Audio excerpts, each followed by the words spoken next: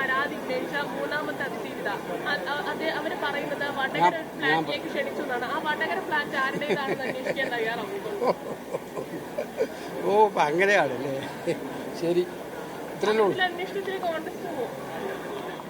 ഈ നേരിട്ടുള്ള സമര നാടകത്തിന് 10 കൊല്ലം വേണ്ടി വന്നു എന്നുള്ളതേ പ്രശ്നം. കാരണം സർക്കാർ ഏതായാലും ഒഴിയാൻ പോവുകയാണ്. ഈ ഒഴിയാൻ പോകുന്ന സമയത്താണ് ഈ ഭൂതോദയം ഉണ്ടായത്, ഇങ്ങനെ സമരം ചെയ്യാൻ. കേന്ദ്ര സർക്കാർ കഴിഞ്ഞ 10 കൊല്ലകാലമായി സംസ്ഥാനങ്ങൾക്കെതിരായിട്ടുള്ള നിലപാടുകൾ സ്വീകരിച്ചുകൊണ്ടിരിക്കുകയാണ്. അവരുടെ ഫാസിസ്റ്റ് അജണ്ടകൾ നടപ്പിലാക്കാൻ വേണ്ടിയിട്ടുള്ള സമീപനങ്ങൾ വിദ്യാഭ്യാസത്തിലൂടെയും മറ്റും നടത്തിക്കൊണ്ടിരിക്കുകയാണ്. ഈ കാര്യങ്ങൾക്കെല്ലാം അവരോട് കൂട്ടുകൂടുന്ന സർക്കാരാണ് ഇപ്പോൾ ജനങ്ങളെ പറ്റിക്കാനുള്ള ഈ നാടകം നടത്തുന്നത്. ഇതിൽ ജനങ്ങൾ തിരിച്ചറിയുന്നതാണ് എനിക്ക് പറയാൻ.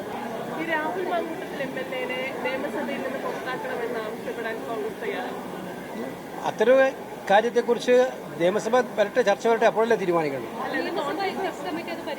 അല്ല, വരട്ടെ, അപ്പോൾ പാർട്ടി തീരുമാനിക്കുമല്ലോ. പാർട്ടിയുടെ തീരുമാനം അപ്പോൾ വരുമല്ലോ. അതിൽ പാർട്ടി അംഗങ്ങളുണ്ടല്ലോ.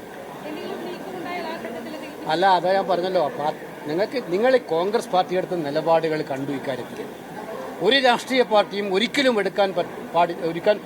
എടുക്കാത്ത നിലപാടാണ് ധൈര്യപൂർവ്വം കോൺഗ്രസ് പാർട്ടി എടുത്തത്. ഇക്കാര്യത്തിൽ മാതൃക സൃഷ്ടിച്ചിരിക്കുന്നത്.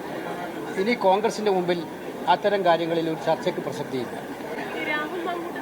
പരാതി ഉന്നയിച്ച മൂന്നാമത്തെ അതിഥിത അവര് പറയുന്നത് വടകര ഫ്ലാറ്റിലേക്ക് ക്ഷണിച്ചു എന്നാണ്. ആ വടകര ഫ്ലാറ്റ് ആരുടേതാണെന്ന് അന്വേഷിക്കാൻ തയ്യാറാവുന്നു.